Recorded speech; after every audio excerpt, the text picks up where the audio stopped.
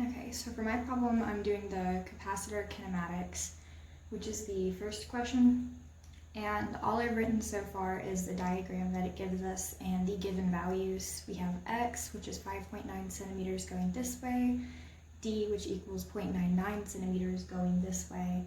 And I wrote down the proton mass and proton charge because I know that those are going to be used during this question at some point. There's also like the capacitor that's present, but I just didn't feel like drawing all that down because there's a force going down from the capacitor. So the first question it wants you to find is it wants you to solve for the vertical acceleration of the proton in the electric field. So to do that, we have to think of this kind of like in terms of its x-plane and in terms of its y-plane. So in terms of the x-plane, we know that velocity equals distance divided by time. And so we already have the velocity. I forgot to write down the velocity that is given to us. It is 2.30 times 10 to the 5th meters per second.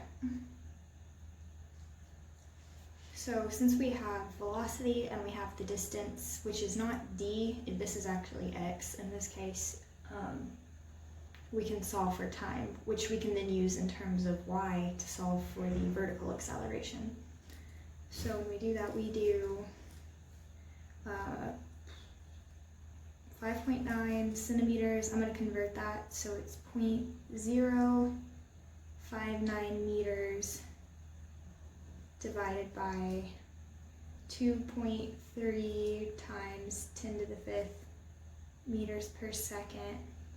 And that should give us what our time is, and that comes out to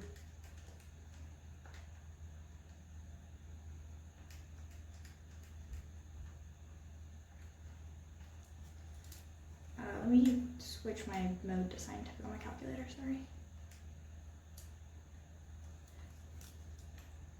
2.565 times 10 to the negative 7th seconds.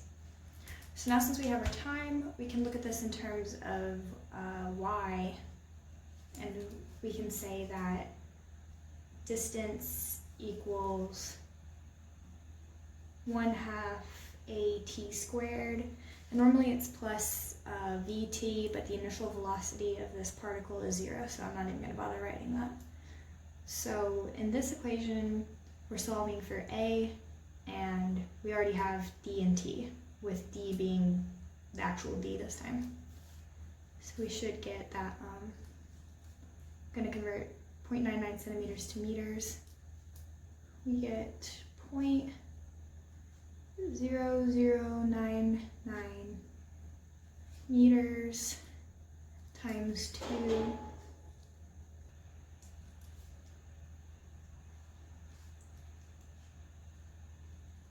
divided by 2.565 times 10 to the 7th meters per second, and square that whole denominator, equals the vertical acceleration.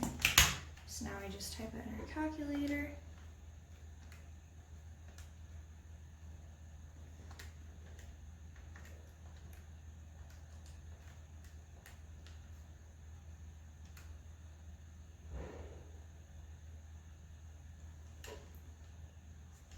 And we find that the acceleration equals, I'm going to say negative because it's going down, so we have a negative acceleration. So it's negative 3.01 times 10 to the 11 meters per second squared. And that should be the first answer to this question. Now for the second part of the question, it's just asking what the magnitude of the force on the proton is. And so we already know the equation, F equals ma, and and it's a proton, and proton already has the mass given to us, so we can just do our acceleration we just found times the mass. So we get 3.01 times 10 to the 3.01 times 10 to the 11. So acceleration times the mass, which is 1.67 times 10 to the negative 27. And we will find that the force equals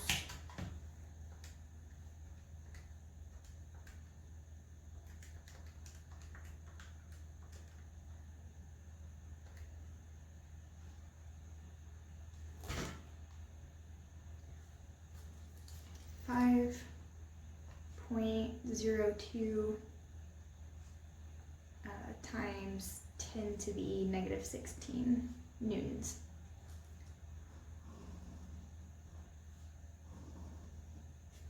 Then for the third part of the question, it wants to know the strength of the electric field within the capacitor, which you can write this as newtons per coulomb. So to get that, we would just do 5.02 times 10 to the negative 16 divided by, and we have the charge of the proton in coulombs already, so that's 1.6 times 10 to the negative 19. So we should find that the strength of the field equals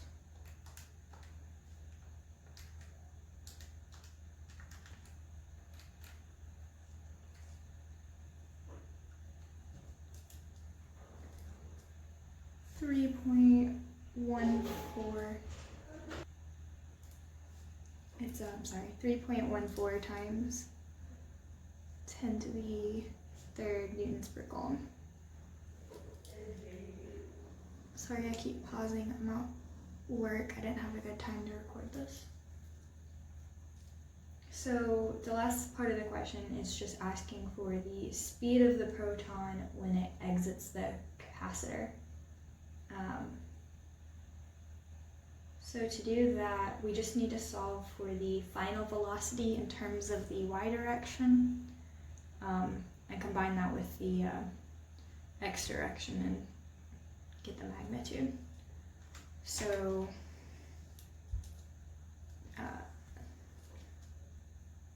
A equals velocity divided by time, and we are solving for final velocity here. So we have the acceleration from earlier. We have 3.01 times 10 to the 11th.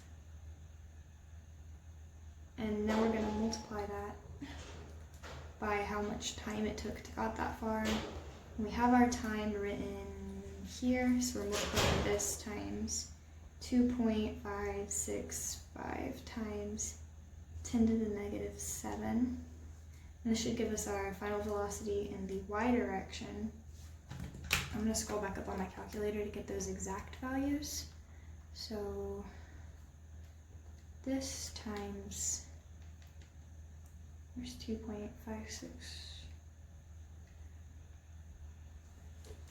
And we get 7.72 times 10 to the 4th meters per second, and that's in the y direction. And then the final velocity in the x direction, doesn't have any acceleration acting on it there, so it's the same as its initial velocity in the x direction.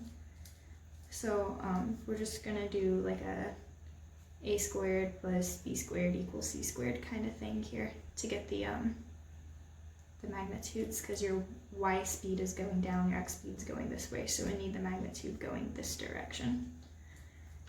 So to do that, we would do 7.72 times 10 to the 4th squared plus 2.3 times 10 to the 5th squared. And take the square root of that. So let me do that.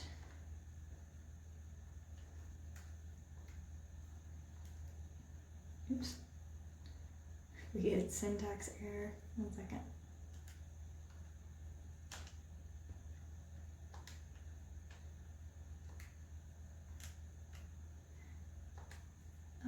Square this distance, 2.3 times 10 to the 5th, square that.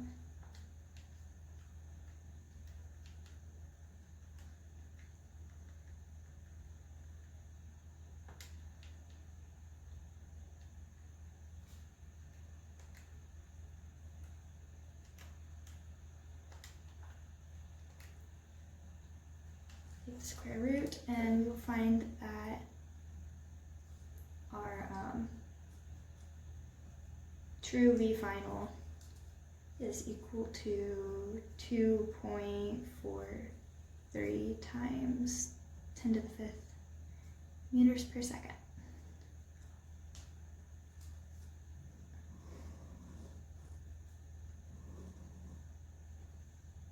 There. I'll write my name at the top, sorry.